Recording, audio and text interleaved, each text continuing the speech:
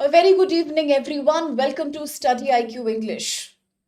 Welcome to the discussion on GS paper 4 that was conducted today. That's the ethics paper. And yes, students have a very diverse reaction.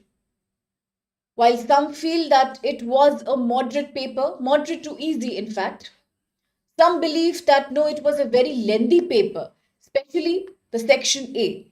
It had simple questions, but then these were very lengthy questions. While two questions are being perceived as extremely complicated. So I apologize for the delay from my side, but now welcoming you back to this session, let's have a detailed overview of the paper. Just in the evening, I was mentioning how, on a scale of 10, if we were to say how difficult was today's GS paper 4, I would say, on a very personal as well as the industry sentiment that's coming across, it was a moderate paper, say around 6 to 6.5 out of 10 on the level of difficulty. Wasn't really tough, but at the same time, yes, it did need a very clear understanding of basic ethical principles from section A. A lot many students actually start preparing for the ethics paper on a very wrong strategy, I would say.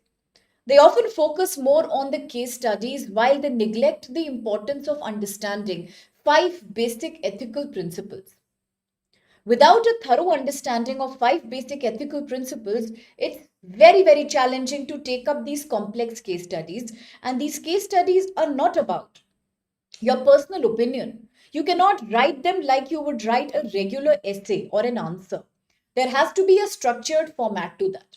From identifying the stakeholders in the question to finding the ethical dilemma and ethical principles to then finding the right solution. It needs an understanding of ethics theory.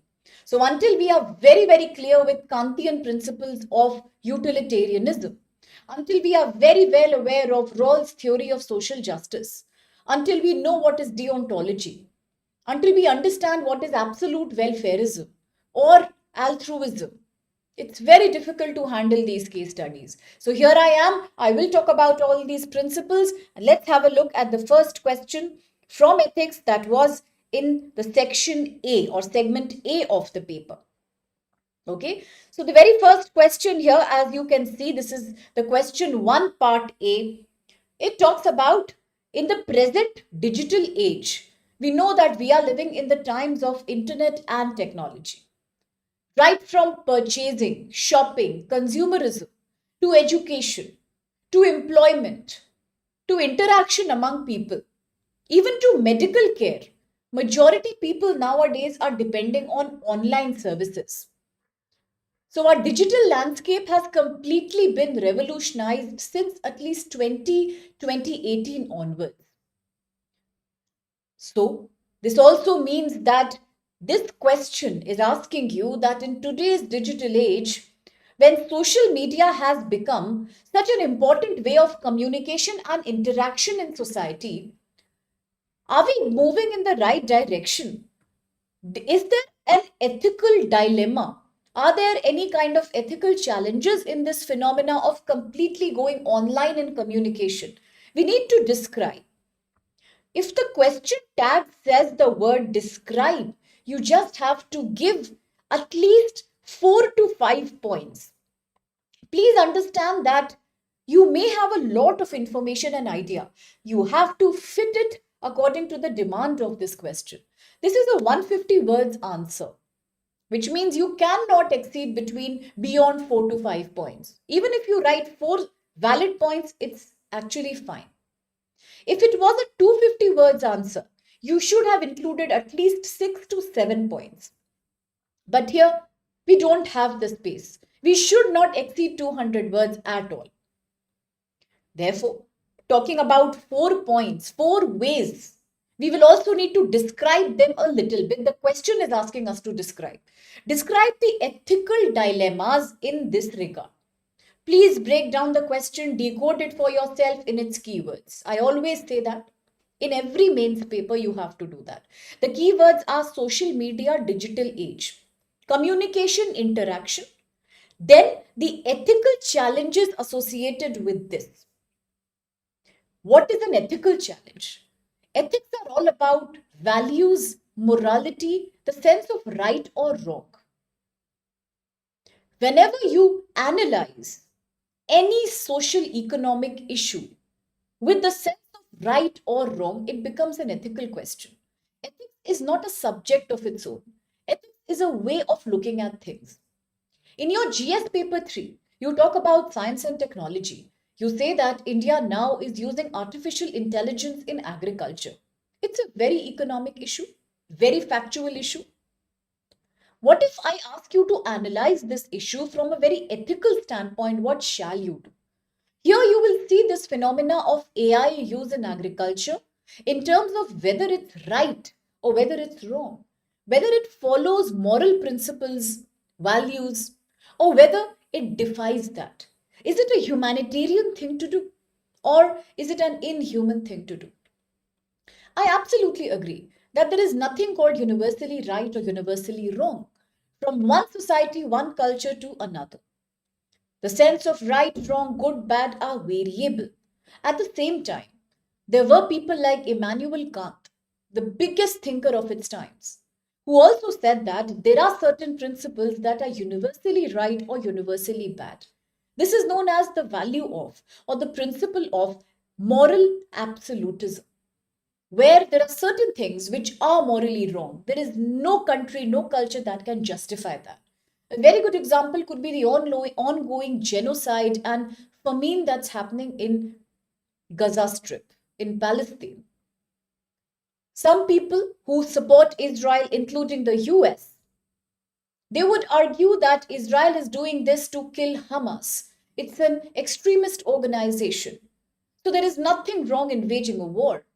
At the same time, we also agree, despite the war, using starvation and hunger as weapons of war is not justified, no matter which country it is, no matter what situation it is. This is moral absolutism of Immanuel Kant, the backbone of your ethics paper.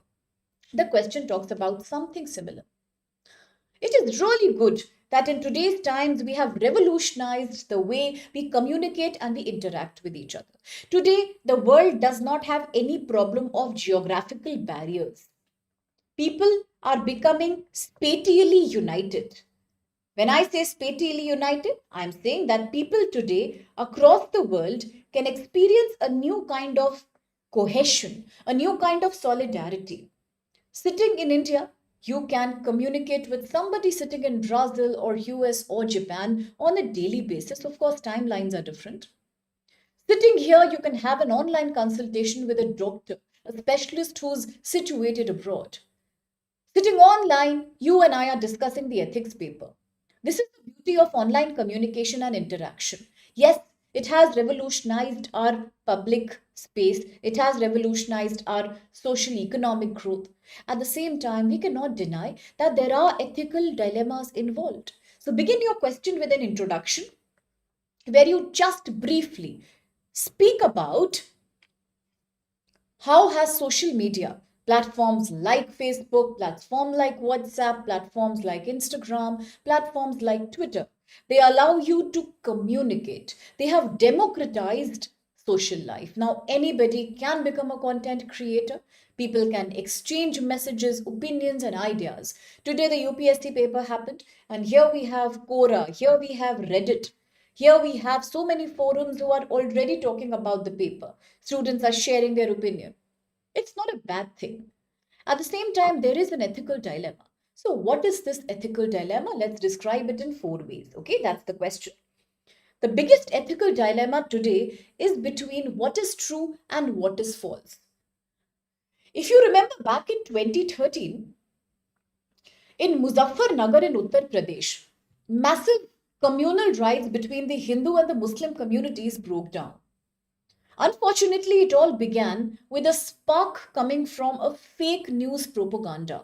Similarly, people say that Manipur, that has been experiencing communal violence between the Kuki and the Mighty tribals for the last more than 1 year. People say it all began by a fake video regarding women harassment. That led to both the tribals really fighting a very, very ruthless war. Sometimes social media spreads misinformation and That too, we are living in the world governed by robotics and AI, where the culture of deep fakes has become very common. Now, you might remember how Rashmika Mandana, one of the leading actors in India, was also harassed by creating certain fake images that indignified her. Similarly, we could see images of Donald Trump exchanging words and views with public on the road. We saw things that were not even real. That's the misuse of social media today. So, therefore, we are living in a situation where there is a clear cut conflict between Article 19(1)(a). Do we have freedom of speech as a fundamental right in a way that we are using it properly today? Or do we need more control on social media? Because social media then also leads to harm in society, conflict, and fake propagandas. Second problem is between privacy and connectivity. Today, we are seeing that we are living in a world where it's very difficult for people to safeguard their personal data. Now, very recently, when we were talking about conducting the 2026 census online, a lot of NGOs and a lot of public forums were complaining how the government is conducting this census operation purely on a digital mode. Does it mean people who come from the more vulnerable segments will have to share all the data regarding them and their families? Age, gender, any chronic illness, caste, subcaste, the age of marriage, the number of children they have, sometimes including photographs, imagery. Now, this is a debate because people are then sharing sensitive data that may be published anywhere. It may be utilized by commercial companies for their own profit. Is that an ethical thing to do? While countries like European Union, countries of European Union have very strict data protocols, data protection protocols. In India, we lack that mechanism. So therefore, too much social communication and online interaction through the digimedia sometimes creates a violence against your right to privacy. Now, Supreme Court says right to privacy is a fundamental right, and that is threatened when you completely go online in interaction. Then we have the whole big debate between individual rights and collective good. Now, long back, even if a political leader was making a hate speech, only the people who were going and attending the speech knew what's going on. But today, sitting in your house, sitting in your college, one click away, you can hear all the news, debate, room discussions. You can tune into everything that's happening around the world. While it does make you a more informed citizen, at the same time, it also provides you with over information, misleading information about hate speeches, about such strong persuasions. Now, please remember in your ethics paper, that's your GS paper 4, there is another chapter in segment A that is about persuasion, attitudes, and advertisement. It talks about what do you mean by legal persuasion? Is it ethical to persuade people to force them to believe what you say? But because of fancy videos, because of fancy tools, it's very easy nowadays for people to create a situation where the masses will easily fall in the trap of your words. So, therefore, hate speeches sometimes go against social harmony in a culturally diverse country like India. We know India is a polycultural society. There are multiple religions, multiple castes, multiple ethnicities, multiple races, multiple linguistic groups. In that case, one hate speech, it means yes, the law and order completely goes for a toss. Now, recently, the place called Nuh in Haryana has also been making news. Every, I think, month there is a problem happening there. It's again communal violence. So here's where too much social interaction becomes a problem. Last but not the least, it's also about addiction.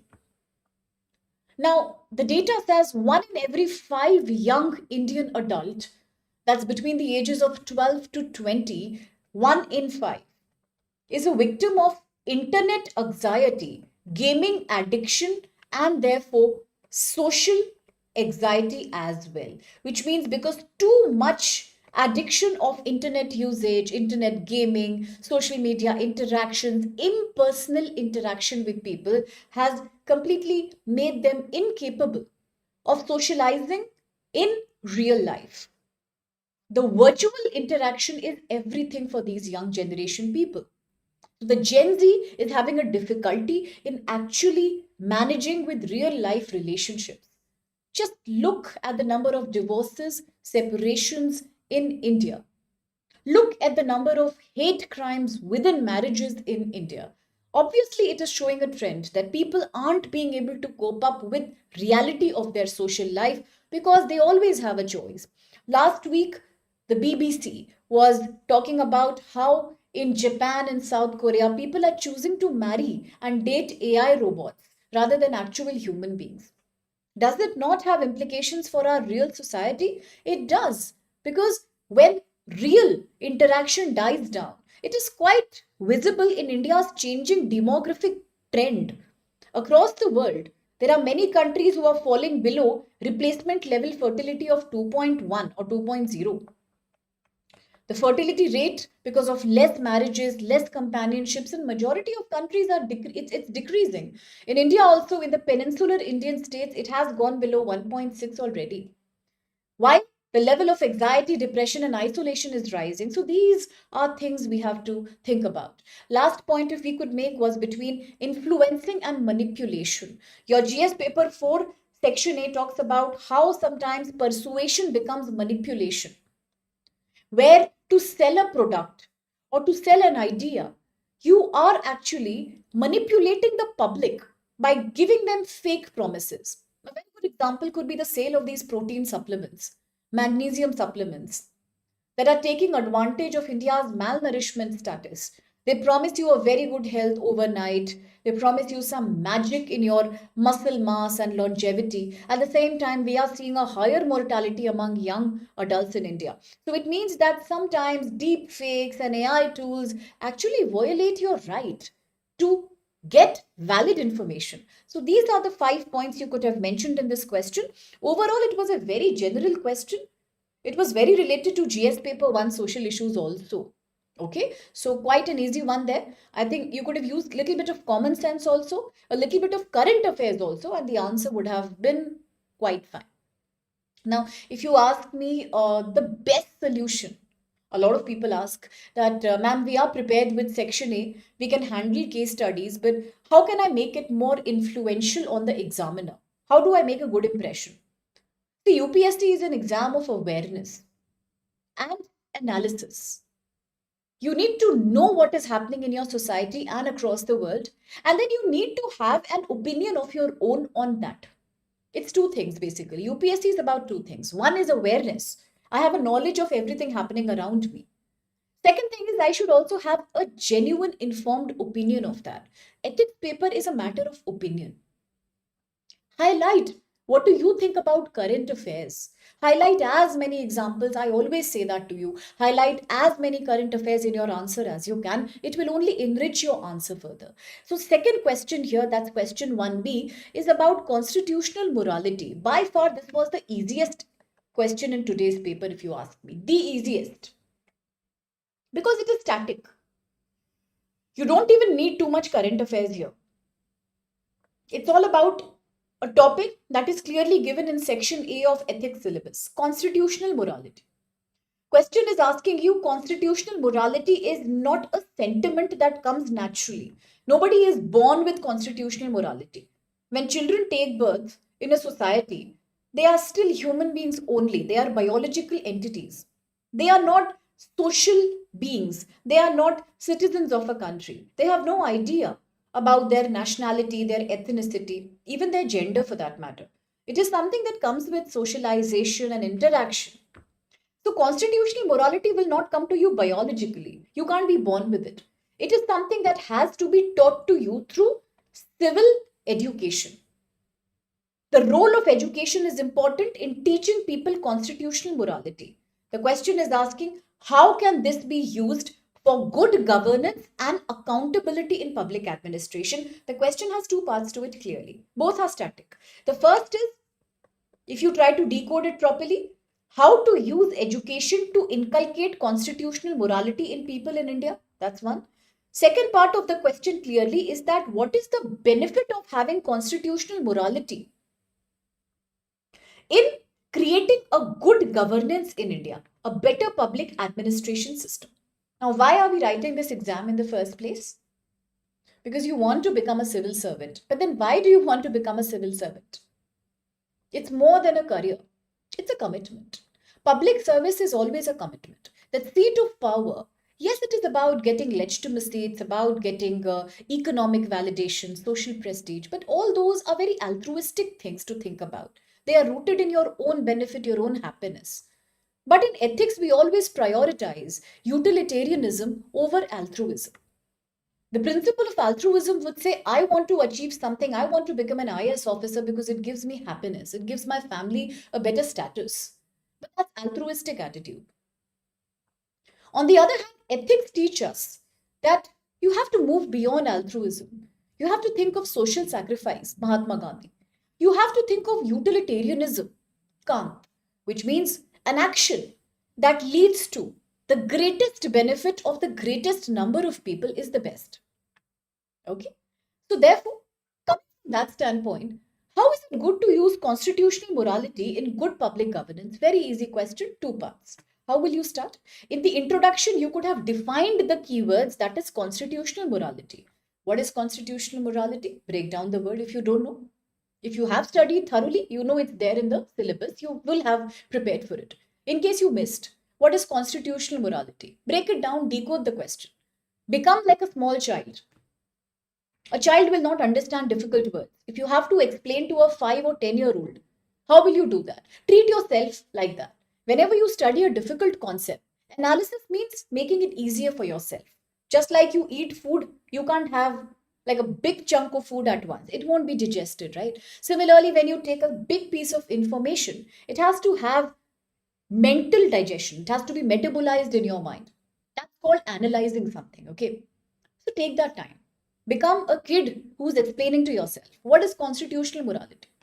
Constitution means something that's rooted in Indian written constitution, one of the lengthiest written constitutions in the world. What is morality?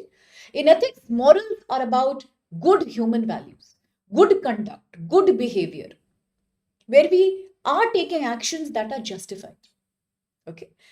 Swami Vivekananda used to say, doing bad is the same thing as thinking bad. So morality begins in your mind. Then how do you define constitutional morality and how can education create constitutional morality? Let's define that. The concept has been given by the architect of Indian Constitution, Baba Sahib Ambedkar. Yes, Mr. Dr. B.R. Ambedkar.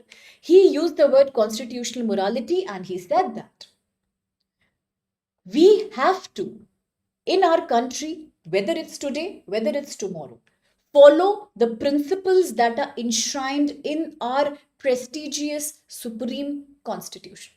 Constitution is everything for us. That governs every fabric of our public life. Today also, if you just look at current affairs, please relate it to current affairs once and see. Very recently, 2 days back, there is a debate in the news which said, can governors and presidents choose to delay passing of bills passed by the legislature, Lok Sabha or State Assembly? Do they have that right that they can just sit over it and do nothing about it? Supreme Court says it is high time we create an upper limit for that. Let's give them 2 to 3 months to pass the bill, to take a decision on the bill, whether they pass it or whether they refuse it. They have to do it quickly. Otherwise, they defeat the purpose of legislature. But the Supreme Court stepped in. Supreme Court said there is a concept called basic structure of the Constitution, and we need to talk about 1973 Keshwanand Bharti case. The very famous basic structure case in Indian polity. Under this, anything, any policy, any rule, any discussion, any step that is challenging the basic structure of the written constitution is invalid. We cannot, not even an amendment has the right to change the basic structure of our constitution. So Supreme Court was wanting to create an upper limit to that, but the government is not happy. The government said, why should we change the basic structure of the constitution? When the constitution has not given an upper limit, then who are we to change it right now? You see, this debate has always been there in India. So the question is saying the same thing. Under constitutional morality, as per Dr. B.R. Ambedkar, there are certain basic values of the constitution and they cannot be changed. We have to follow them because constitution should be the sole source of guidance for the executive, for the legislature, for the judiciary. Okay. But the problem is that this constitutional morality, this supreme blind faith in the constitution, will not come automatically. It has to be created among people through right education. So, how can we do that? That's one thing. Let's talk about it now. See, if we talk about some basic examples, you have to give examples in your answer, even in ethics also. There was a very famous case in 2018. You remember how the section 377 of the Indian Penal Code was cancelled, it was removed. Today you might say Indian Penal Code is the Bharatiya Nyaya Sanhita. I know, but long back in 2018 when Indian Penal Code had a IPC section called 377, it was decriminalized. It was removed. Why? Because it said that homosexuality is a crime. In India, we did not permit homosexual relationships. But then came the very famous Navtej Singh Johar versus Supreme Court of India case, where the Supreme Court said that no, it is not a crime to practice homosexuality as a willing consensual relationship in a country like India that is diverse in every way. So therefore, what has happened now? We are seeing that sometimes social prejudices become too much. People in India do not want to accept homosexuality. They say that it's not good, it's against our culture. But there is a sense of morality also in our constitution. Constitution says Article 14 is about equality. Equality to all irrespective of your gender. Then how can we create a bias against those who are practicing a non-binary gender or homosexuality? Article 15, 16, Article 17, Article 19, Article 21A. All of these should apply equally to everyone. Same goes with directive principles of state policy. They practice and preach equality. So how should we deny the people rights to follow their own gender orientation or sexual orientation? And hence, 377 was removed. That's constitutional morality. Similarly, the Sabarimala judgment, very controversial, 2018 again, where the Supreme Court said that no, women should be allowed. Because again, our constitution doesn't do any bias on the basis of gender or on the basis of age or on the basis of color. So why should we not allow them? It is in line with equality. Hence, sometimes what happens? Rule of law is important. Social customs are important. But going by the constitution, a constitution that is rooted in socialistic democracy, equality, we cannot deny people their rights. So therefore, you have to talk about how even under the Keshwanand Bharti case, it was clearly believed that power should operate within constitutional limits. So therefore, constitution is supreme, and anything that the constitution says, whether it's on equality, whether it's upon creating fraternity, has to be given importance.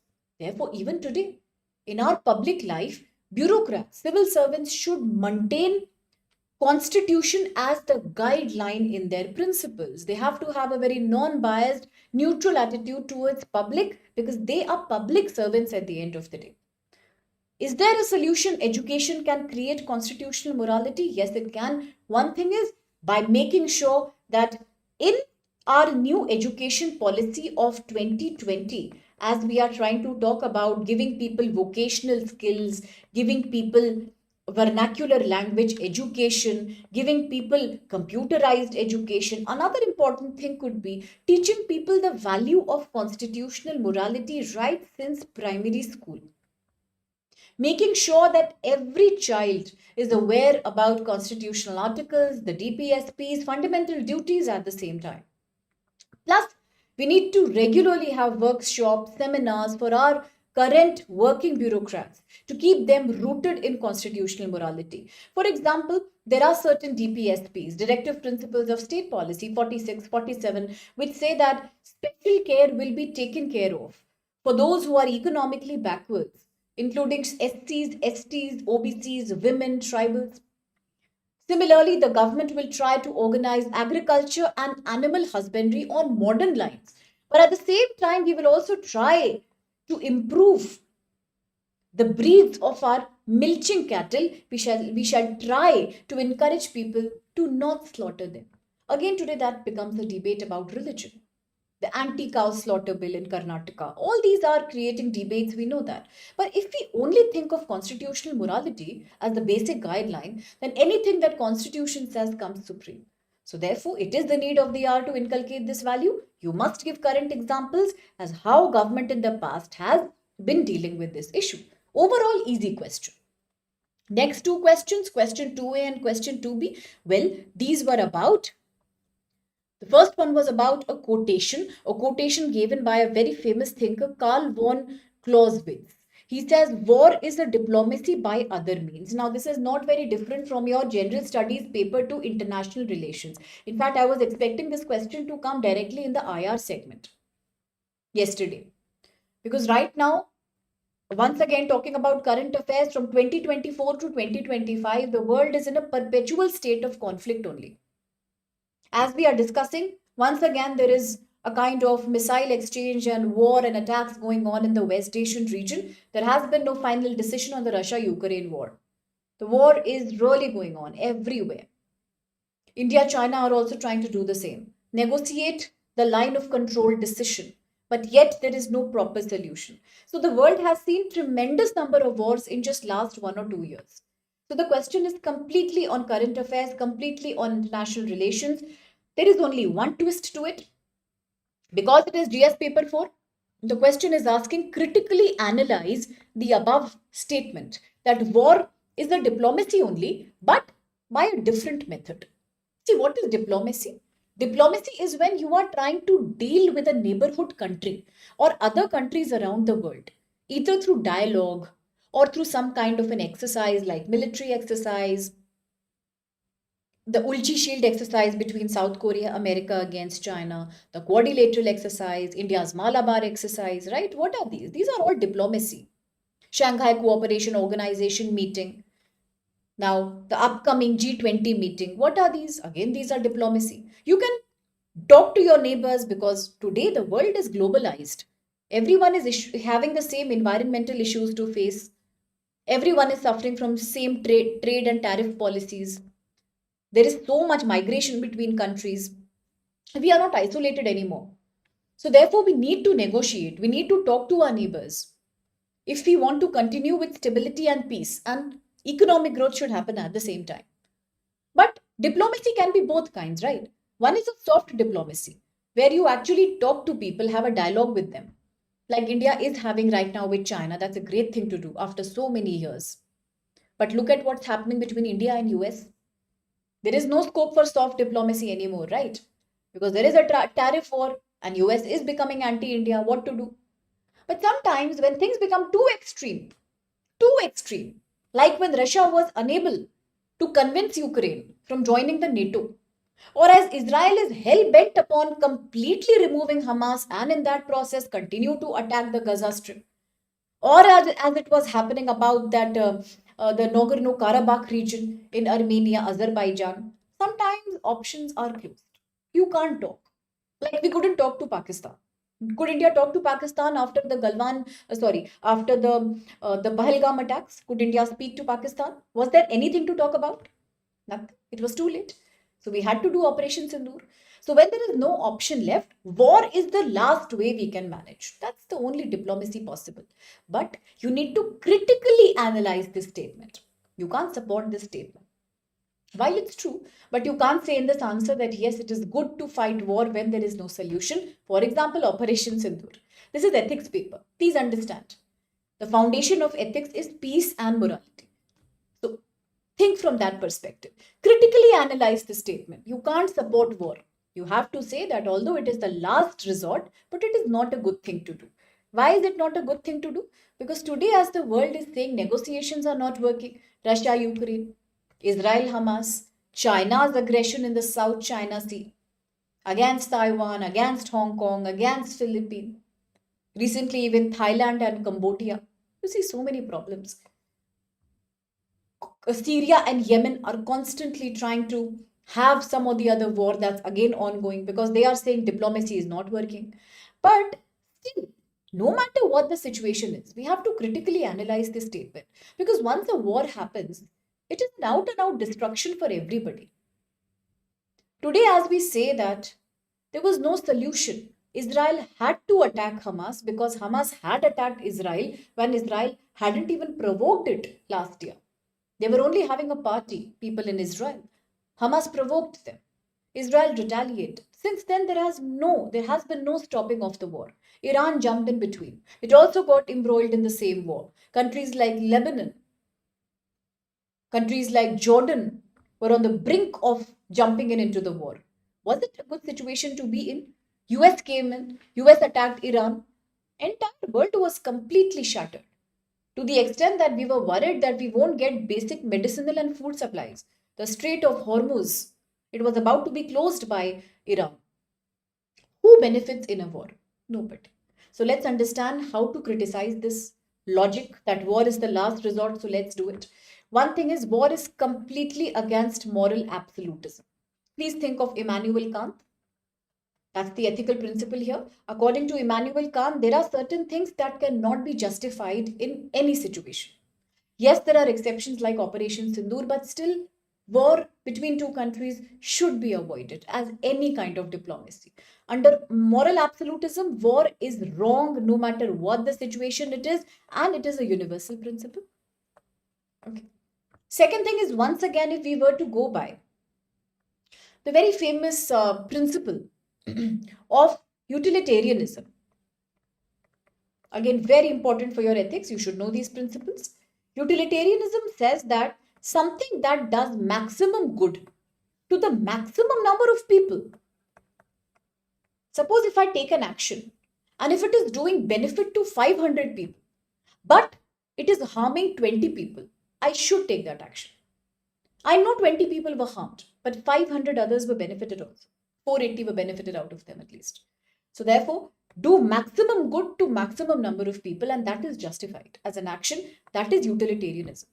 Does war justify this? It doesn't justify this. Similarly, talking about deontology.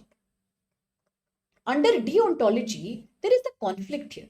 According to Kantian principle of deontology, sometimes anything that you do as a part of your duty is valid, whether it's good or whether it's bad. You don't have to think about right wrong. Duty is always right.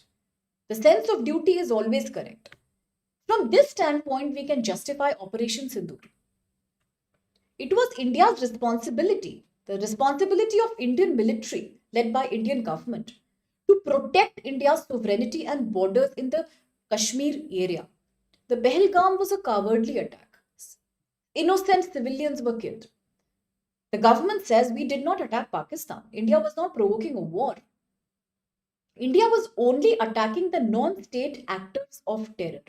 Pakistan says we did not even give them a space within our country, but that was a lie because where else were they living? Yes, they did come from Pakistan. Even if Pakistan says they are not a part of our government or our military, but the reality is they were located in Pakistan. So India chose to attack them. What is wrong with that? Even the United Nations principles, there is a Charter 5, which justifies the use of war under self-defense clause. So there is nothing wrong with what India did. So India was deontological here. We acted with a call of duty, the duty to protect the country. That way, self-defense is justified. It's even justified in the United Nations Charter. But attacking and provocation is not allowed as a way of diplomacy. So talk about how today countries are threatening to nuclear destruct each other. Talk about how countries like Iran have not even signed the NPT, the Nuclear Non-Proliferation Treaty. We don't even know how much weapons they actually have right now. Talk about countries like US, China, Russia, who are threatening because they have a huge military might, huge nuclearization. North Korea is issuing the same threats right now. So war cannot be a way of diplomacy because if war triggers, it leads to massive destruction. It is totally against utilitarianism. You can conclude your answer by saying, but in case a country is taking a military action for self-defense, like India did for Operation Sindoor, then we can say, okay, it was justified according to deontology. to do your duty is always the best path to take. That's all the question wanted. Now, what is the solution therefore? Solution is to have a very hybrid diplomatic strategy where first people should try to do as much negotiation and dialogue as possible. See, ultimately, even a war that was as ugly as Russia and Ukraine, today people are trying to do negotiation and talks. It has to end with some negotiation, some talk. Otherwise, it will become endless. It will become forever. So, therefore, let's try not to have a war in the first place. We should try to have as much soft power as much as possible. Dialogue, forums, exchanges of the senior level government, that's more important. But self-defense should be the last resort, as India has proven. Okay, easy question again, totally current affairs. Again, I'm reminding you, the more you write current affairs, the better marks you are going to get. Now, 2B. 2B question, let's look at the question first. The question said, keeping in mind national security, examine the ethical dilemma. Now, I told you yesterday while I was discussing GS paper 2, what is examine? Examine means have a very close look at both the pros and the cons. Dilemma, confusion, the debate related to controversy about what? About environmental clearance.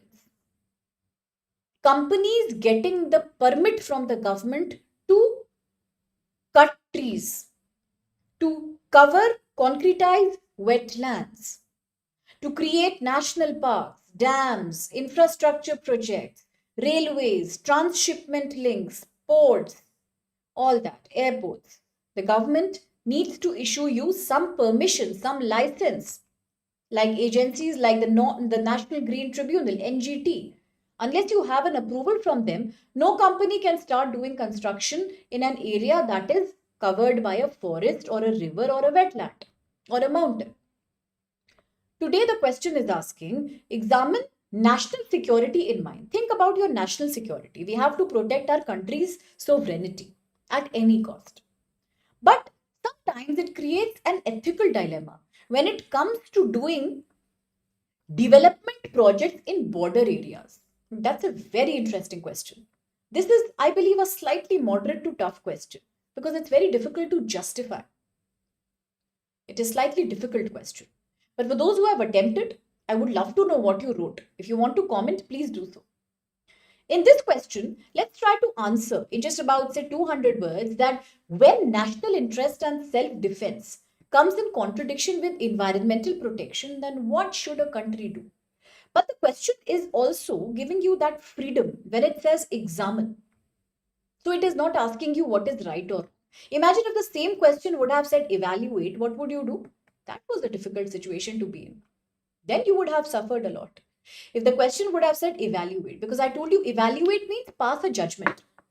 Say whether you agree that environment protection is better or national security is more important. That is a difficult choice to make. But you are lucky the question is not saying evaluate, examine. Don't take a decision. Just give pros and cons. That how to balance national security with environmental protection. Let's see how we could have dealt with this question. We always begin by defining the keywords. Please define that infrastructure development is related to economic growth. You can say that in a country like India that is soon projected by International Monetary Fund, World Trade Organization to become the third largest economy of the globe, we need infrastructural growth, especially in border areas. Because once again, the world is living in a very dangerous geopolitical situation right now. For example, India's border with Pakistan, India's border with China, Northeast India. It's a very good example. India's border with Tibet, Chinese occupied area, the Tibet Autonomous Region. Nepal, India's island nations like Andaman Nicobar or Lakshadweep. All these are difficult areas because India needs protection from two enemies, right, left, China, Pakistan. Pakistan, an enemy that's unpredictable. Pakistan, a highly predictable enemy.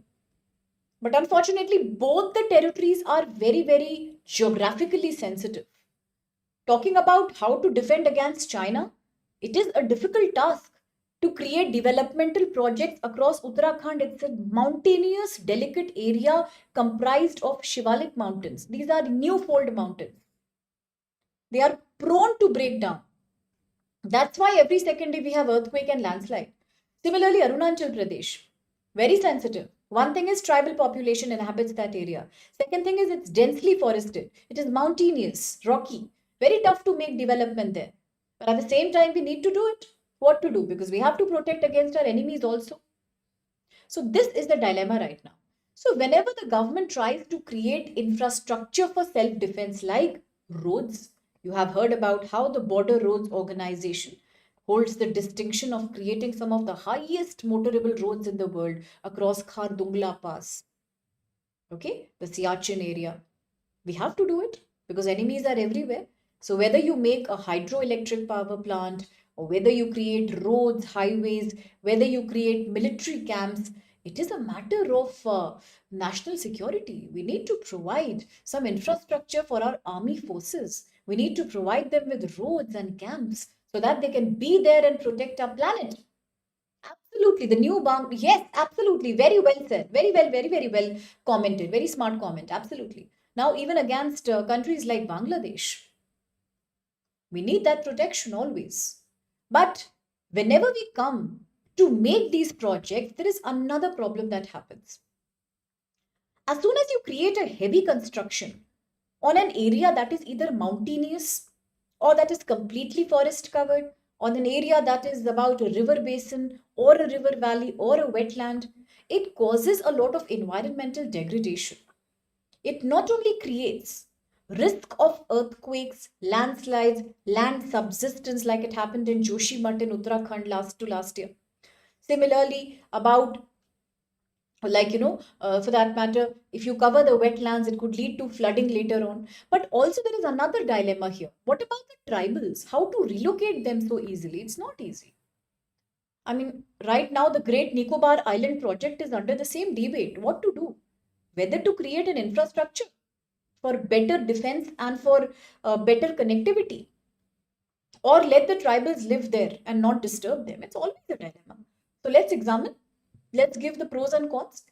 Once you have defined in the introduction about what is infrastructure development, what is environmental clearance, permission by the government, by the NGT to create a solid infrastructure in a given geographically sensitive area. You now talk about how, although it is vital for national security, but what problems happen. See, the problems can happen, as I said, in the Himalayan, the young fold mountains of Himalaya. Similarly, the northeastern region, traversed by various rivers and wetland, connectivity again is a problem. Now, Siliguri happens to be the only way we can actually reach out to our northeast. But that's called the chicken neck. It's very, very thin. And second thing is it is surrounded by so many countries. There are multiple countries involved here. It's a tri-junction. Just yesterday, as India and China spoke about the Lipu Lake Pass of Uttarakhand, they said, let's resume trade and travel through the Lipu Lake Pass. Nepal had a problem. Nepal said, no, I won't allow that. No development will happen in Lipu Lake. It is my area, it is my territory. I don't want to face any tribal problem or environmental problem. You see, these are the dilemmas that come in between. For example, creating a road in Arunachal Pradesh, it is extremely difficult. We need to do it because China may attack us otherwise. But if we do it, then we have to clear acres of forest land. Imagine the carbon emission. Imagine the carbon footprint of India. Isn't it a difficult situation to be in? 2030 is your target to reduce carbon emission by 33%. But you have to clear forest to do some military infrastructure. If you do not do, China may attack you. But if you do, tribals will also have a loss of habitat. So you see, it's not easy, right? These are certain things you have to think in ethics paper as you project yourself as a future officer of the country. Similarly, creating dams in Uttarakhand. Now, one of the tallest dams in India, the Tehri Dam, when it was created, people across 29 villages, the Garhwal region of Uttarakhand, they had to relocate. These poor people really suffered. Today, Uttarakhand has a massive problem of ghost villages. Villages are becoming empty. There is nobody. They are just empty because there is nothing, no livelihood available. Dams come, they give temporary employment to people. Once the dam is ready, what employment will people get? In fact, in case there is any leakage or there is overcapacity in the dam, so many people risk losing their lives. More than 30 villages got submerged underwater. Loss of culture, loss of agriculture. That's the side effect of development. Sometimes what also happens is that the government is very worried about national security. It kind of forces agencies like the National Green Tribunal to give quick permission in terms of environmental impact assessment. Now, every time there is a new project coming, the government has to give an EIA, environment impact assessment, that what will be the environmental impact of this project. It takes time, it needs investigation. But sometimes the government creates a pressure that do it quickly because we don't have time. We have to create this military setup here. Recently, China started making a lot of infrastructure in the borders of Arunachal Pradesh. As the governments of both the countries are talking today, India is requesting China to please break it down, to stop it right now. Otherwise, India will have to retaliate by doing something similar. But there is a price to pay. There is a price to pay. The price is that you are making the tribals get relocated, you are removing the trees, you are killing the biodiversity, the unique flora and fauna of that area. You are also creating a heavy carbon footprint as you do that. Plus, you are disrupting the delicate topography of the mountains. Mountains are delicate, they will crumble down. So, all these dilemmas are there. Just give the pros and cons, do not decide anything because the question is not saying evaluate, it is only exam. Now, what are the ethical principles involved here? Utilitarianism is a big one. I told you what is utilitarianism as per Immanuel Kant. Something that leads to the, as I told you, what is utilitarianism given by Mill and Bentham? Something that creates benefit for the largest number of people is best. So utilitarianism means something that is creating the greater good of greater number of people is justified. So say that, yes, according to utilitarianism, we can do it. We can do it. Because although tribals will suffer, environment will suffer, but at least so many people will be protected. India will be protected. That's okay. Second thing is if you go by deontology of Kant. What is deontology? Call of duty. Duty is everything. Duty is best. Anything for duty is justified. Murder is justified, killing is justified if you are doing it as a soldier who's protecting your country. So once again, under deontology also it is justified. It is okay to have development projects because you are saving your country. But under absolute welfareism or moral absolutism, there are no exceptions. Everybody should be done justice with. It becomes a problem. Because once environment gets violated, vulnerable communities like tribals, women and children always pay a price. Then there is another very important ethical principle called John Rawls' theory of social economic justice. Under this, although in a society, just like Article 14-15 of the Constitution of India, every individual should have same rights. There should be no discrimination. But for the vulnerable and the needy, some exceptions should be made. They should be given some highest possible benefits that a society can afford to do. And under this creating of infrastructure at border areas, we are not doing that. We are not justifying Rawls' theory of justice because the poor tribals will suffer. Northeast has some of the highest identified scheduled tribes of India. So does Uttarakhand. So does other sensitive areas like Rajasthan. Okay, so therefore, all the most fifth and sixth scheduled tribes are mentioned. They are covered in these states. So creating border infrastructure will threaten their livelihood and hence under that it is not justified. That's all you have to say. So whichever option you are mentioning in the question, please use some ethical principle to justify that. Be very thorough with utilitarianism, deontology, moral absolutism, Rawls' theory of social justice and altruism. These are the key 5 principles to solve the ethics paper. Now comes question 3 ABC. Yes, absolutely, absolutely. You're right. That's a valid point. Valid point. Now, the third question A is a very quick one. It's about a quotation. There is a quotation. I have already told you the quotation part of your GS paper 4, where you are given a quotation and you have to explain that quotation. This completely matches GS paper 2.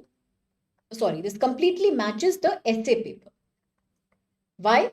Because in essay paper, you have majority of philosophy essay topics.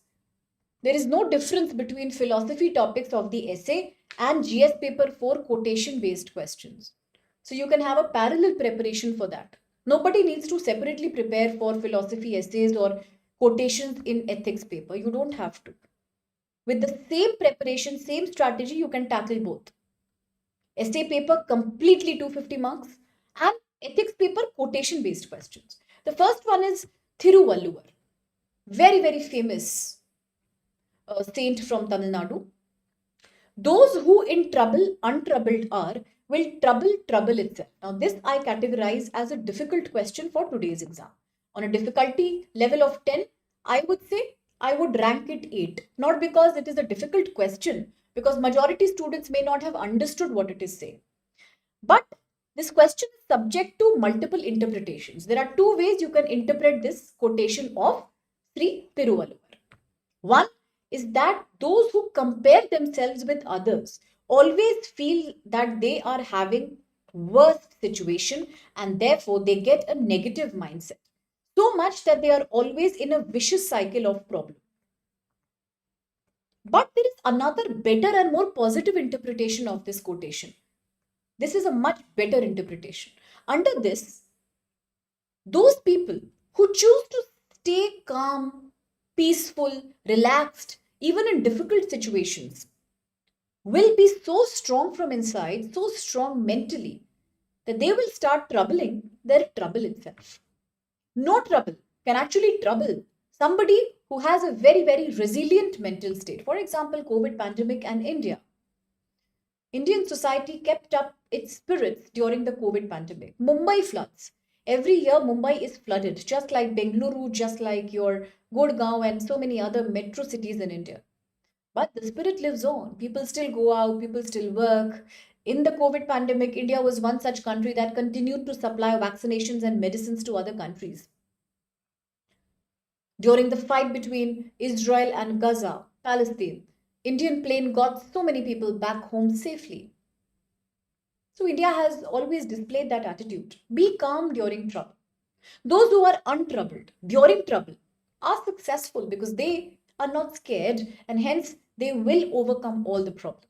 That's the question simply. So please start answering the question, but don't forget that you are not actually writing an essay, you are writing ethics paper answers. So please always use the 5 ethics principles that I have taught you: utilitarianism, moral absolutism, Rawls' theory of justice, deontology. Only if you follow these, all answers will become very, very ethics oriented and you will get marks for it.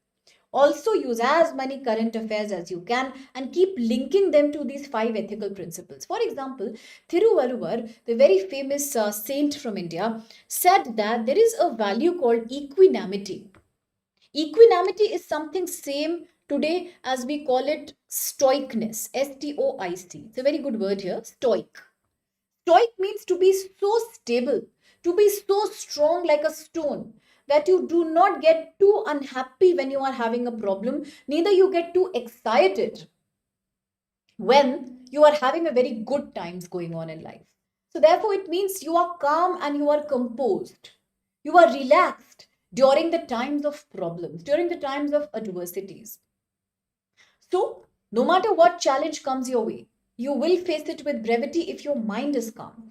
So now you can highlight certain other quotations coming from other important Indian literary sources like Srimad Bhagavad Gita.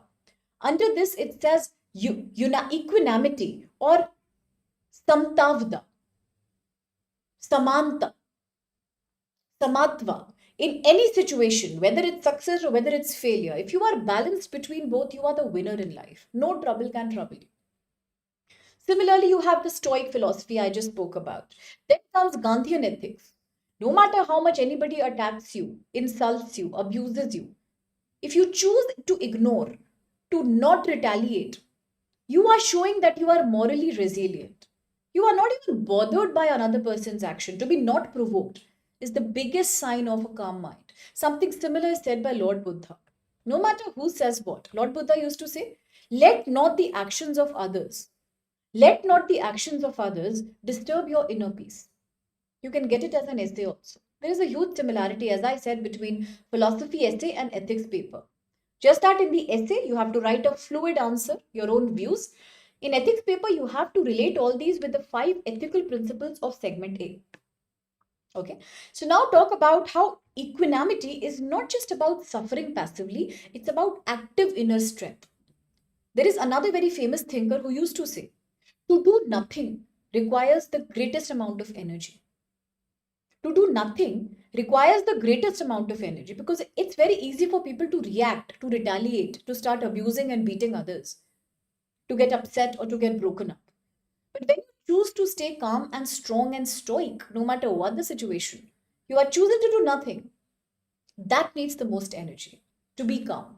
So that's something you have to write here. Okay, then you have to talk about how you can show resilience in adversity. Say, for example, if you are showing resilience in the times of trouble, the courage that you get out of it will prove the point of Saint Thiruvalluvar that those who stay calm during trouble will trouble itself. One day your strength will defeat your problem itself. So that's question 3A, quite a simple one. Now, question 3B is saying that the greatest discovery of my generation is that a human being can alter his life by altering his attitude. Again, a very similar question. Very similar question. Okay, very, very similar question. Nothing new here.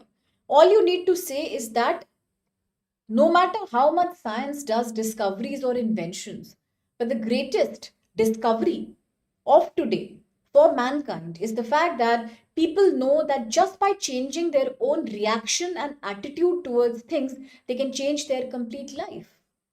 Now, here comes a good opportunity to use examples of moral thinkers from Section A. In your Section A UPSC syllabus, you have many moral thinkers. Gandhi ji is there, Mother Teresa is there, Rabindranath Tagore is there, Vivekanand ji is there. Please use them. Use Dr. APJ Abdul Kalam. That people who have faced problems, but they chose to have a positive attitude towards those problems, they were the ones who could change their life because of that. Now, a small example could be that if Gandhiji would have reacted to how the British would insult him for his simple dressing, for his non reacting to any violence that he faced, or for that matter, if Lord Buddha would have reacted to the abuses that people would give him as he would go from one place to another giving sermons to people, he wouldn't have become the Lord Buddha. He was a Prince Siddharth. But then he showed this thing that just by changing your inner attitude, you can change your complete life. Not only your life, lives of others also. He became Lord Buddha. He achieved the nirvana, the salvation. So it's an inner salvation when you know you cannot change others, but you can change yourself. Life is not in your control, but you can control yourself. Right? As I always say, the soldiers who are fighting the war in the borders, they fight two battles, one against the enemy, one against themselves. Soldiers themselves say, the late General Bipin Chandra Rawat used to say, it's very easy to fight war against an enemy. You can win if you work hard. It's very difficult to fight the war inside yourself. The war of hunger, the war of sleeplessness, the war of not being with your family. And that's something you have to write. Okay? Very easy question. The last is also easy. 3C is Swami Vivekanand. Let's see what Swami Vivekanand ji has to say here.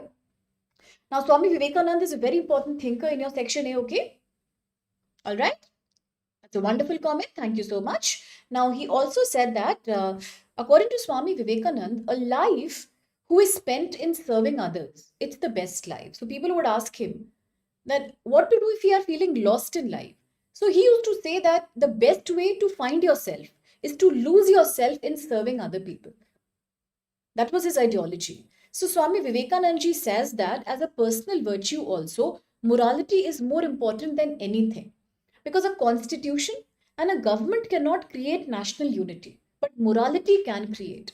When people are bound by the virtues of truth, unity, honesty, then a nation will do well. If not economically, but at least socially and morally, it will do well. So, for Swami Vivekanand ji, morality is defined by compassion, kindness, non-violence, and no conflict with any living being, irrespective of caste, religion, and creed or color, gender. This is resonating with all your articles from Article 14 to Article 21 in the modern day Constitution of India.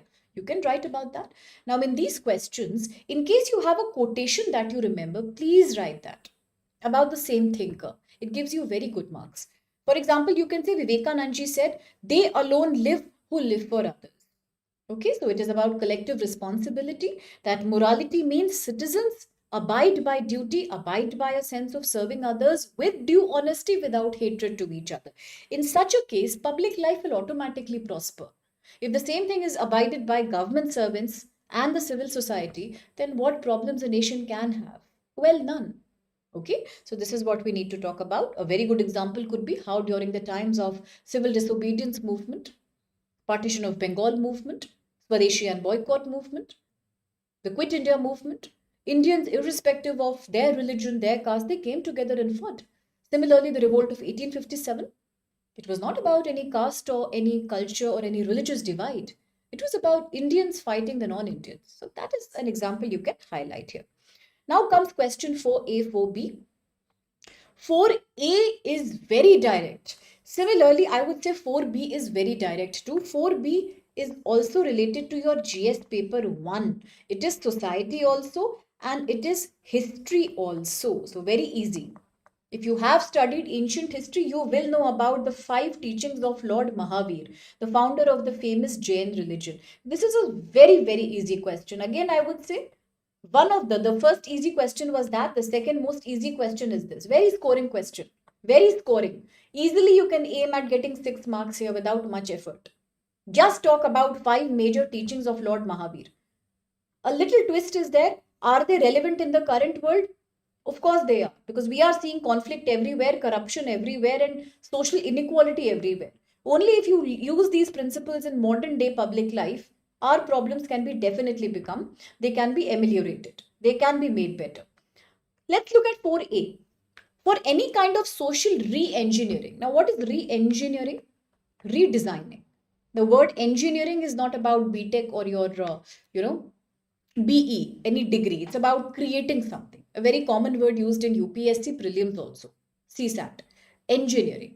Make something, design something, curate something. So redesign something is re-engineering. For any kind of social redesigning by social welfare schemes, Ujjwala Yojana, Pradhan Mantri Jan Arogya Yojana, Smart City Mission, a civil servant must use reason, intelligence, and critical thinking within an ethical framework. Very simple question. Completely related to GS paper 2 social justice. You have studied vulnerable segments in GS paper 2. This is talking about the same. There are social welfare policies. Are they implemented on paper? No. How can we implement them? Yes, we have social welfare policies. So many are there. Matritva Vandana Yojana, the Smile Scheme, the Goal Scheme, so many of them. PM Vishwakarma Yojana. Tons of them are there. Ayushman Bharat. But the problem is they aren't really implemented properly. Because, yes, to implement a scheme, a civil servant, a public officer, an IAS officer, a state level officer, they have to act with intelligence and logic, but they should also act from heart. Because if you feel for people on the ground, you will do everything it takes to make them get the benefit of that scheme. This is what we are saying. Justify. I have told you earlier also, if a question is using tags like justify and illustrate, it means give examples. Here the question is saying give examples, but even if it doesn't say, the word justify, illustrate means give examples. So please give examples. How can a public servant use ethical framework, the sense of right, wrong, good, bad, kindness, morality, deontology, universalism, all of that come here.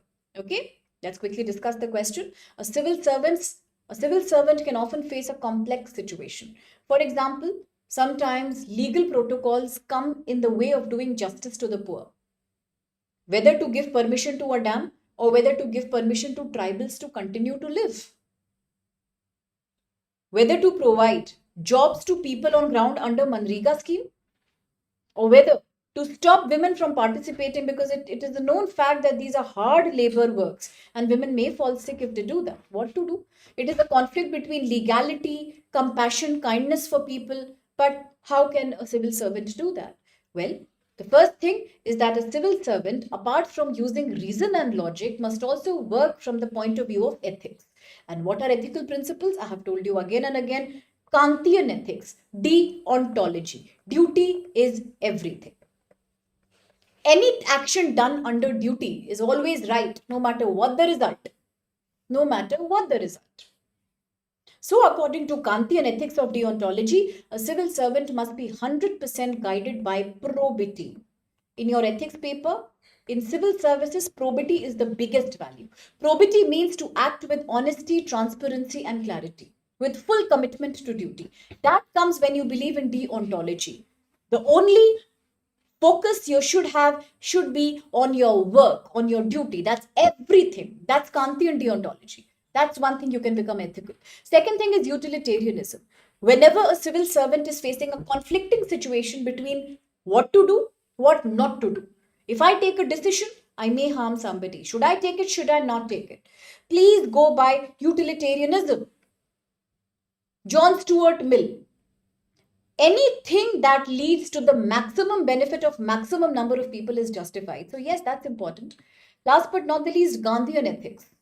Gandhiji said that the best logic and reason is that which is coming from your inner consciousness also, and from the duty towards principle of non-violence also. Make sure you are not deliberately harming anybody. But in the process of deontology and utilitarianism, if somebody is getting harmed, it's okay. You are not responsible because you have justified Kantian ethics of deontology. You've justified John Stuart Mill utilitarianism.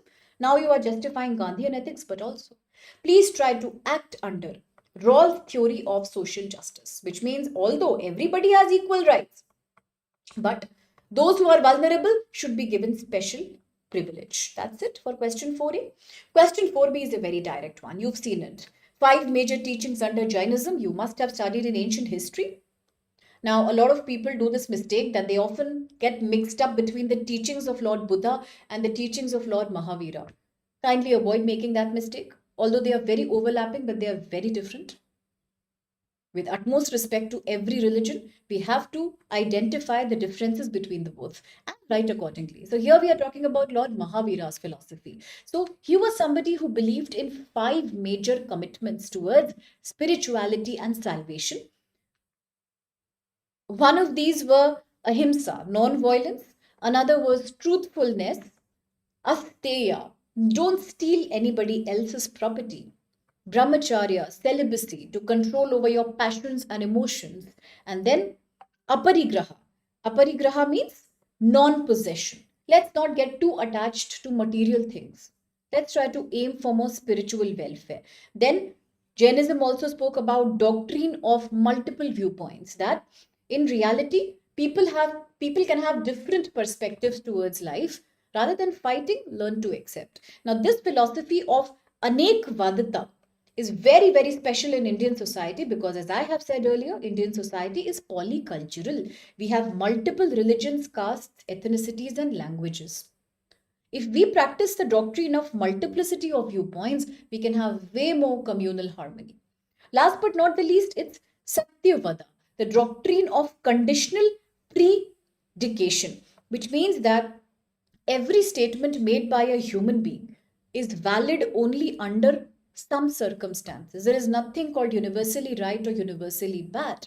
Again, that's beautiful philosophy that you can use to justify how today the world is experiencing a geopolitical crisis. To have a better balanced diplomacy, the Jaina principle of Satyavada is amazingly helpful. Okay, that's the question. Now the question 5A, 5B. In the one that is 5A, this is a slightly abstract one. I think some of you may have struggled in this one because slightly confusing it was. It said one who is devoted to one's duty again gets the highest perfection in life. Analyze the statement with reference to the duty and personal fulfillment of a civil servant. This is a twist here. The first part is easy. That if you are committed to your duty, deontology, Kant, then you are the best. You will achieve perfection in it. But if you were to apply this principle to the duties of a civil servant, How do you create a balance between personal happiness, satisfaction in job, and professional commitments? The second part is slightly abstract. How do we answer this question? Same protocols. Let's begin with introduction. Talk about devotion to duty is called as deontology in ethics under Kantian principle. It means any action or any call taken for fulfilling the duty is always justified, no matter what action it is, irrespective of the consequences that it may have, good or bad. Under this principle, again, the duty of a civil servant should always be to abide by the laws of probity in governance. Probity, honesty, transparency, and following the citizens' charter to letter and spirit. What is a citizens' charter? In ethics paper 1, segment 1, you know that in every organization, whether it's government or public, whether it's private or whether it's international or whether it's domestic, every organization, something as small as a school to the parliament, everywhere we have an official document which highlights the key principles and policies of that organization. The ideal situation should be that every member of that organization should follow and uphold very cautiously the roles, duties, and responsibilities mentioned in Citizens' Charter. A civil servant should do the same. All these are important for a civil servant to do. But what about personal satisfaction? How does that come? Sense of responsibility can come from constitutional morality, as I said, from being deontological, from being utilitarianistic, greatest good for the maximum number of people, by being very, very compassionate and kind towards people, by maintaining probity and honesty in the governance. But what about personal fulfillment? Well, that can come how? From serving the society as a human being alongside becoming a public officer. For example, there is a principle in ethics called altruism, which means what gives you happiness in life? What gives you personal happiness in life? Is there a way in which altruism is balanced with deontology? You get happiness by serving others. Mother Teresa comes in picture here. From segment A, ethics paper. For example, a district collector who is resolving a flood situation also sometimes feels satisfaction in helping the people who are literally dying. Apart from the fact that he's doing his duty, but there is a satisfaction, like a doctor feeling happy after saving a life. That's what we call inner satisfaction. A person who has these characteristics, value, high value orientation, a transparent character, a character of compassion and honesty, guided by deontology, utilitarianism, and moral absolutism, will achieve personal happiness alongside professional growth. Because deontology and utilitarianism are actually reflections of your inner happiness only. Somebody who cannot work from inner consciousness, inner inspiration can anyway never work perfectly. So that's what you have to write here. Slightly abstract, but not difficult. The second question, question 6b, we'll proceed with quickly. And this was about how India is now emerging as a superpower, a largest economy, one of the largest economies in the world as per the International Monetary Organization. But still, we are lacking somewhere when it comes to utilizing funds for social economic development. A very similar question has come earlier also. Let me show you. Question 6b of today's ethics paper is quite like the repetition of the same question that we have done earlier, which is right here in front of you.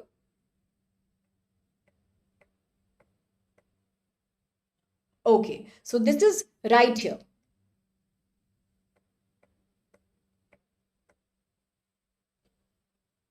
Okay, a question that we just covered under question. Let me just locate that question for you quickly.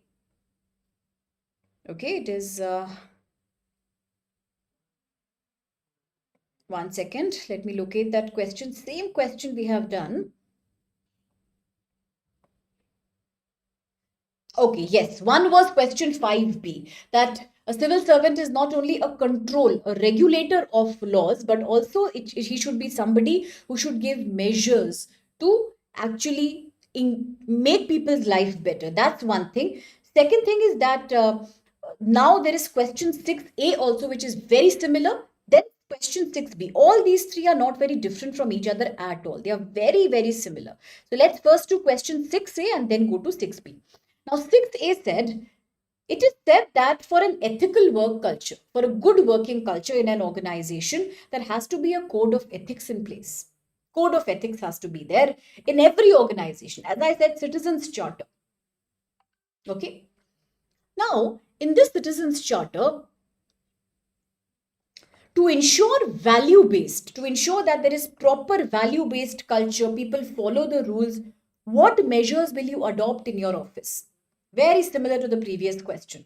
How will we do those measures? One thing is create the role model effect. In any organization, if the leader performs well, others follow the suit. It's called the role model effect. So you can create a leadership by example. If you are working fine at the top, people at the lower range of hierarchy will also be inspired to work very well. Second thing is citizens charter. I just told you every organization has a charter that has the rules, philosophies and principles of that organization. Well, that has to be followed very accurately. That's very important. Periodically, you have to do exercises so that you identify where is the defaulting happening, where are people not following it. People have to follow. Second thing is a very strong policy of internal checks, complaint system. Like, for example, we talk about the POSH Act. We say that under the POSH Act, there is absolutely no tolerance of sexual harassment for women at workplaces, and any company which has more than 10 members will have an internal complaints committee.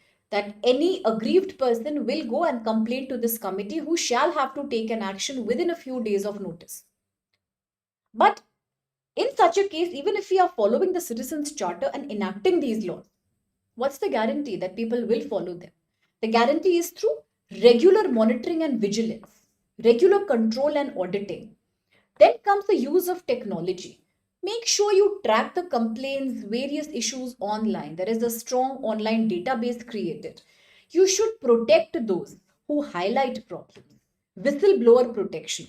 People who are reporting the problems should be given protection by the government, and then incentivize people, give them benefits like promotions, salary hikes, and all of that, not only because they are achieving their work results, but also in case they are recognizing the values of the company and portraying an ethically high and moralistic behavior.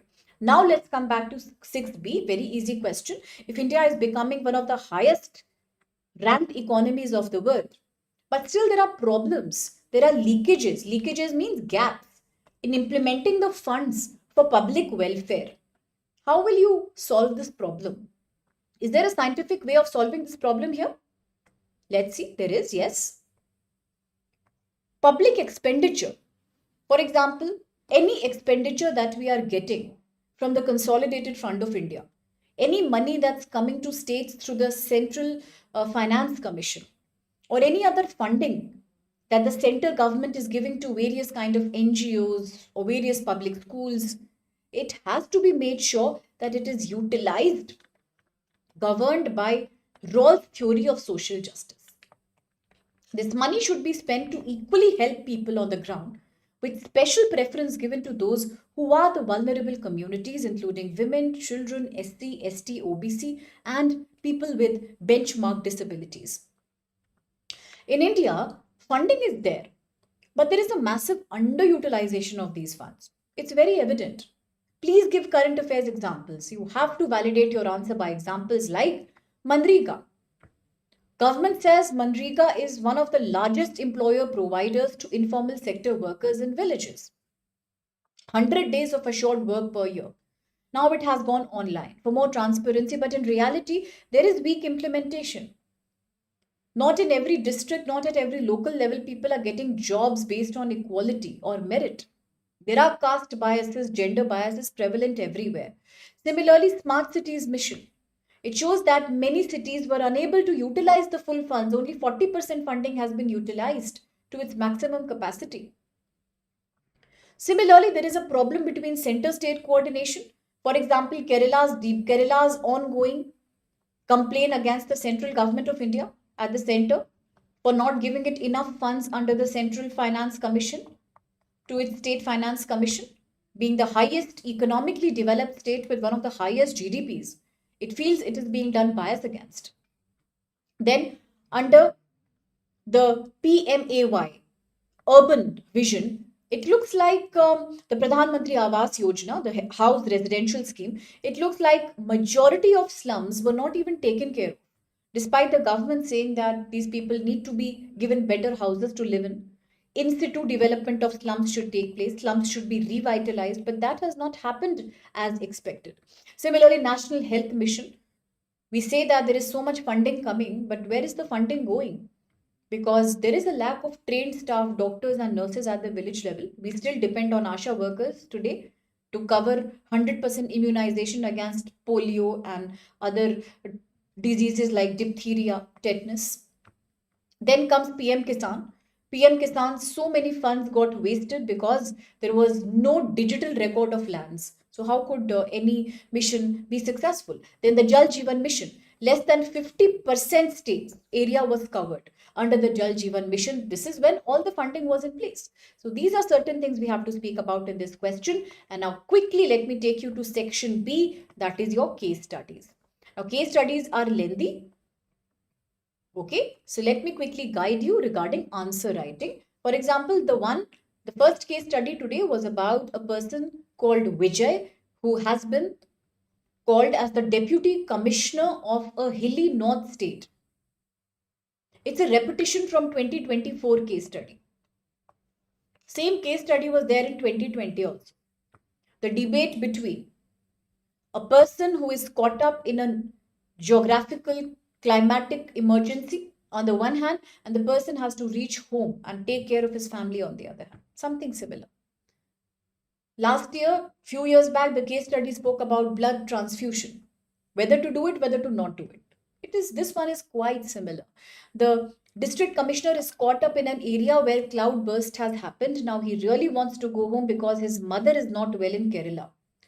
But at the site of his duty, there are temporary shelters and hospitals are also very, very less. They are making mobile ambulances and mobile hospitals. More than 200 people were killed and 5,000 are injured in the cloudburst. What should the person do? He's still busy in providing shelter, hospitalization, and evacuation to the people. But his mother is not well. Now he gets the news that his mother has expired. She died. There is nobody to take care of the family situation right now. So, what should he do? The situation in the area of his duty, his workplace, is getting worse each passing day because rains are continuously happening, and at home, there are constant messages coming to please take care for the last rites of his mother. Very, very difficult situation. Well, that's a UPSC case study. What are the questions? Always remember, in these case studies, there could be 3 to 4 questions based on per case study, in which one will always be a static question. It will be static ethics question. Other 2 or 3 could be based on the case study and your personal choice. What choice will you take? There is no universal answer. Yes, a candidate can take his or her own option, but please make sure you follow all the ethical principles when you take any decision. Utilitarianism, deontology, Rawls' theory of justice, absolute welfareism, moral absolutism, as you call it, and altruism is one thing. So all these have to be spoken about before you attempt any decision. Yeah, yes or no.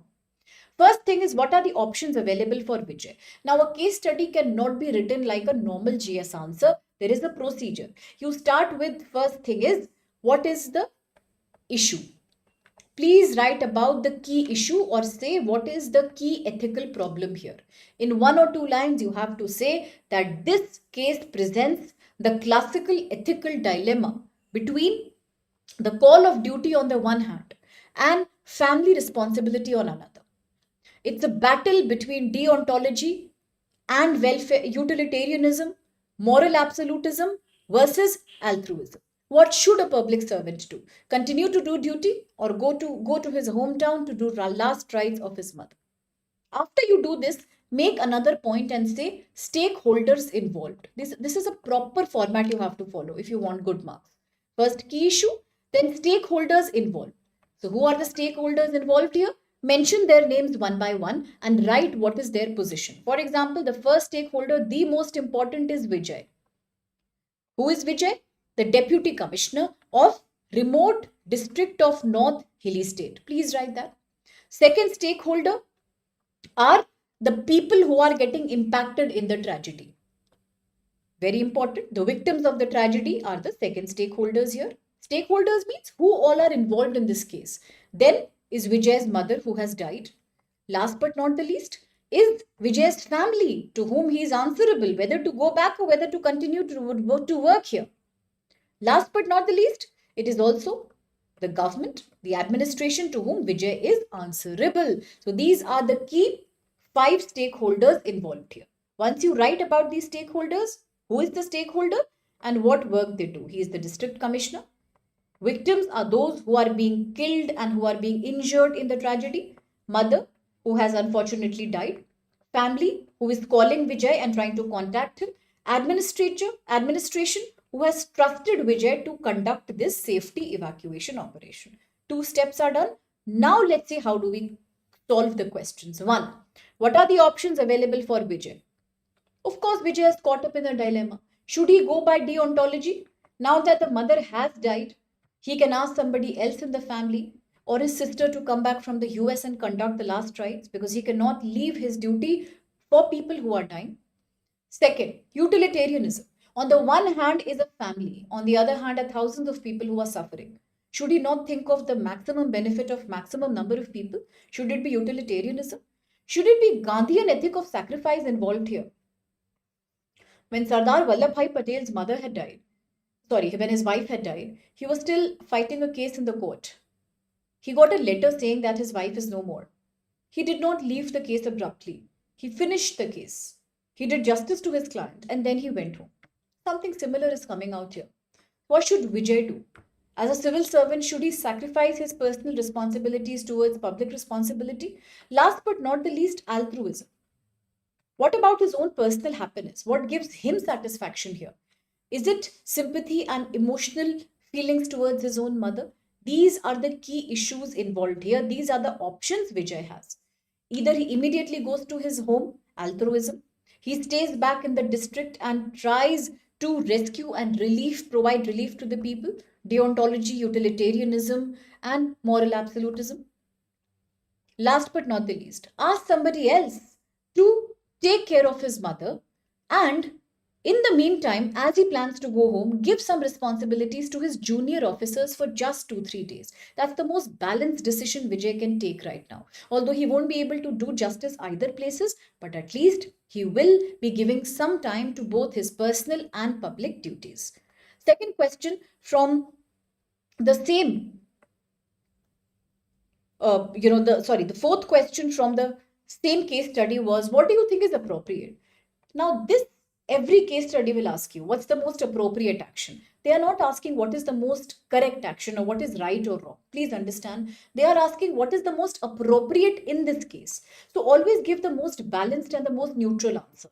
Some candidates make a mistake of giving a very extreme answer, that he should completely avoid his mother and he should just be here and be guided by utilitarianism and deontology and, welfareism.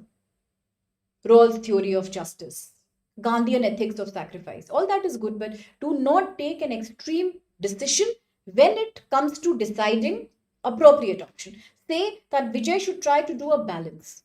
He should plan to travel home. In the meantime, he should delegate his work to somebody so that he can create a semblance of some kind of a balance in both these situations. Now, second case study is slightly lengthier. It is talking about, once again, basic rights of Indian citizens to food, clothes, and shelter. Now, what is happening here? The government is saying it is the duty of the government under constitutional morality to provide people for their basic needs, for creating houses for them. But if the government creates houses for people, it has to remove the forests. Classical ethical debate between economic growth and environmental degradation. That's the question. It also says that if you clear the forest, you will also fight the problem of antisocial elements who are using the forest for gambling, alcoholism, and criminal networks. But at the same time, if you kill the forest, you will also lead to land erosion, soil erosion, and what about the tribal people who live there? But if you don't clear the forest, how will you give homes to people who are living in slums? Classical ethical debate. How will you start? What's the key issue here? Say this is a classical ethical debate between environmental restoration on the one hand, given India's commitment of zero carbon by 2070. Use current affairs, please use them. On the other hand, you have the right of Indian citizen to roti, kapda, makan, food, clothing, shelter, as here in the question. What would you do? The first question says, can deforestation be ethically justified for social welfare? Second says, what are the social, economic, and administrative challenges in front of the government? The last is, what alternatives do we have if we want to take care of both the right to housing and the right to maintain forest cover? Any options are there? So, first thing is, yes, if we allow for cutting of the forest and giving people homes, we are taking care of the fundamental right to life. Article 21. We are treating people with equality. Article 14. We are giving them a safe, concrete house to live. Directive principles of state policy. The government should provide houses to poorer segments of society. Yes, it is about justice because India is committed to social justice. It is very much in line with Rawls' theory of social justice, giving special opportunities to those who deserve the maximum benefit. Okay. Then safety. Forest is becoming an unsafe place for criminal networks. So you are also taking care of social security by doing that. But there are some problems. Talking about environmental restoration, environmental ethics say that you cannot damage biodiversity, you cannot break climate regulations. India has signed up for Paris Agreement, for various international protocols like UNFCCC, international, IPCC. All these are also there. You cannot break these protocols. What about the FRA, the Forest Rights Act 2006? Tribals have a right to forest for life and livelihood. You can't endanger that. Sustainable development. Social welfare cannot be an excuse to create deforestation. Okay. Now, what are the ethical challenges here? The biggest ethical challenge is utilitarianism. By cutting down the trees and giving people houses, are we doing maximum good to maximum number of people? Or just to provide homes to few people, are we harming the interest of so many tribals, villagers, and the biodiversity of the forest? That's the ethical dilemma.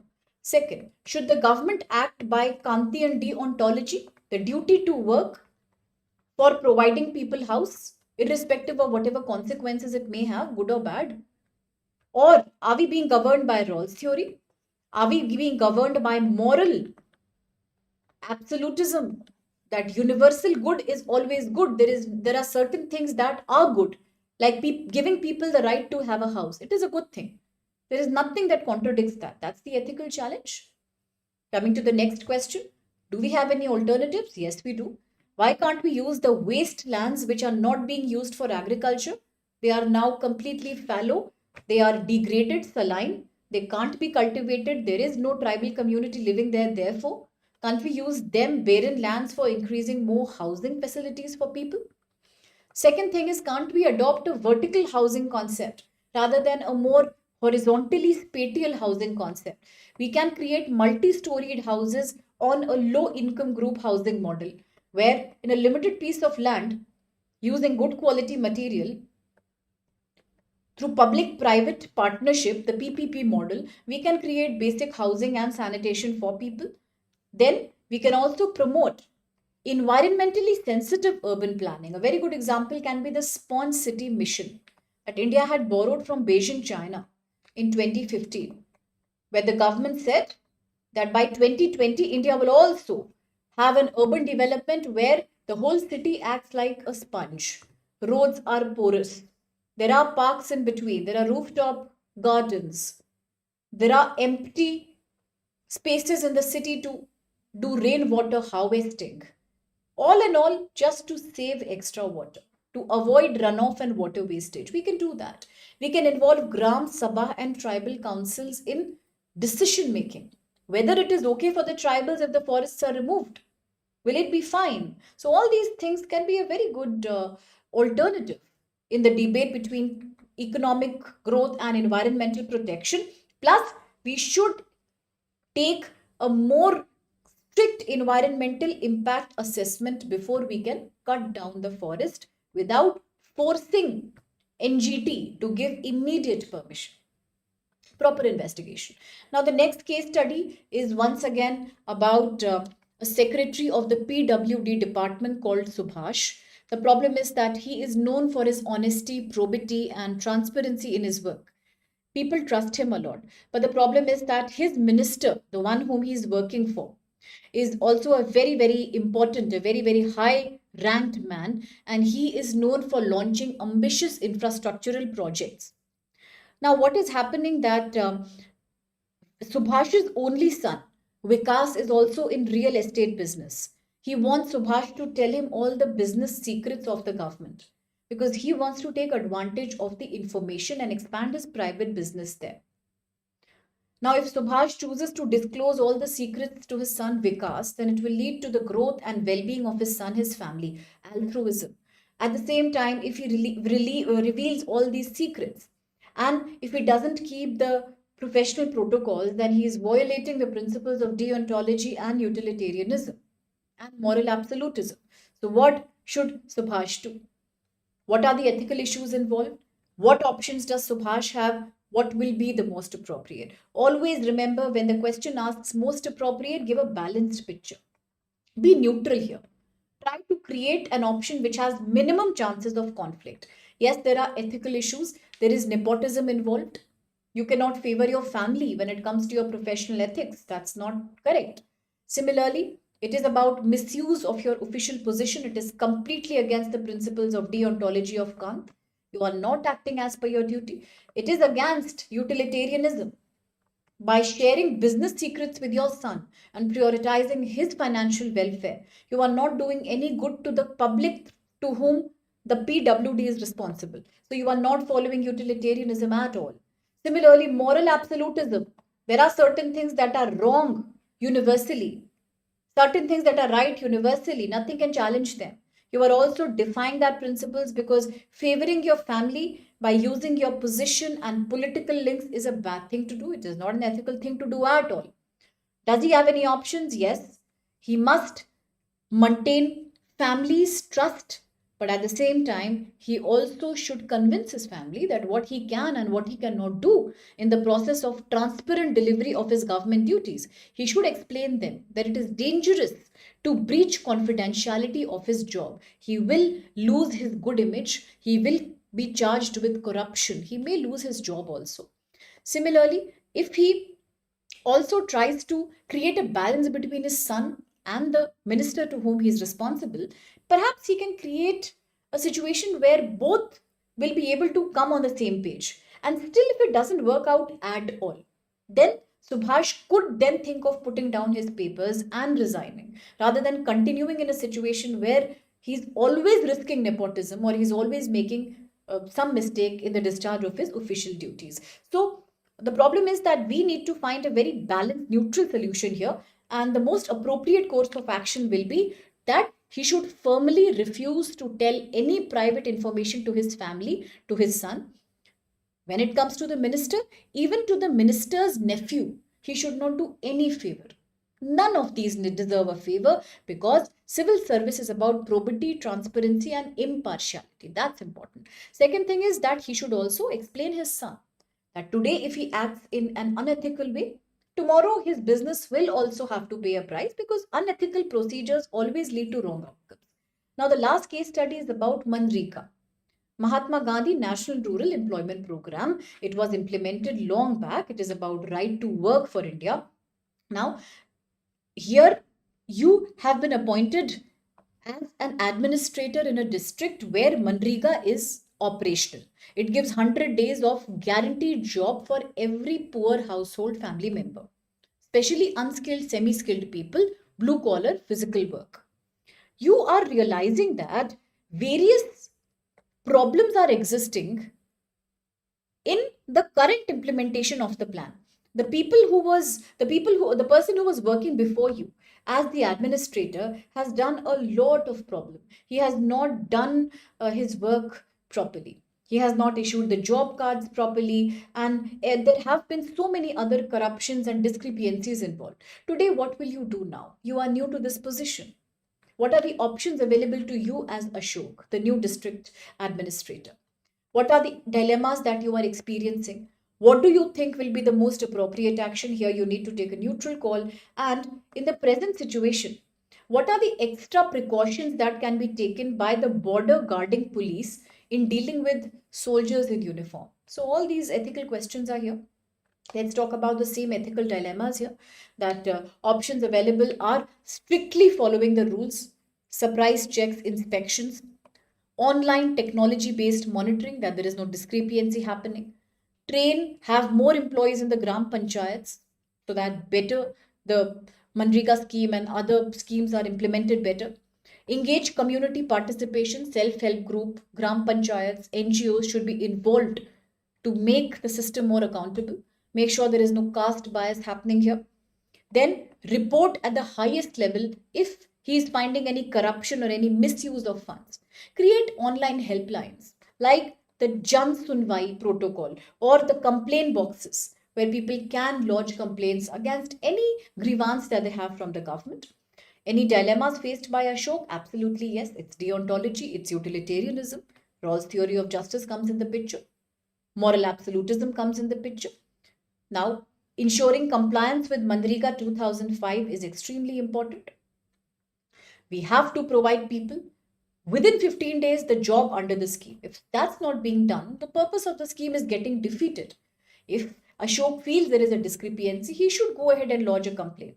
He should also try to make sure that funds are not being misused anywhere else, in consultation with the panchayat leaders also. All in all, this is how you solve a case study. In the most appropriate action, always be neutral, talk about a balanced approach. Using the rules strictly, also by enabling the government at the local level to participate, use technological interventions, use innovations like geotagging, Aadhaar card to reduce gaps in implementation of schemes. All in all, we need a more balanced and multi-pronged strategy for the same. Okay, so this is all about your case studies. The last question for the last case study was also about taking extra precautionary measures. So here also inspecting the ID cards properly, making sure that nobody is misusing the police uniform. That identification is very important. Then it should also be taken care that if soldiers are found in any kind of indiscipline or any kind of wrong doing, then they should be brought to the books immediately. Suspicious movements in the border areas should be regulated very properly. Training, sensitization, all these become important initiatives here. So all in all, this was your UPSC GS Ethics 4. And as we covered the section A, you saw that some questions were very, very direct, some were slightly complex. In the case studies, I would say at least three were very easy because they were repetitive. The last case study, slightly lengthy, needed you to give more attention in understanding the case study itself. But remember, always follow the standard format of solving, and then try to always use ethical principles and find a neutral, balanced solution at the end. That ensures you get good marks at the end. So, this is all for the GS4 paper discussion. I hope you enjoyed the session. Should you have any particular question or you want me to in detail take up an associated topic from ethics, you can please post your comment in the comment box below. Thank you so much and good night.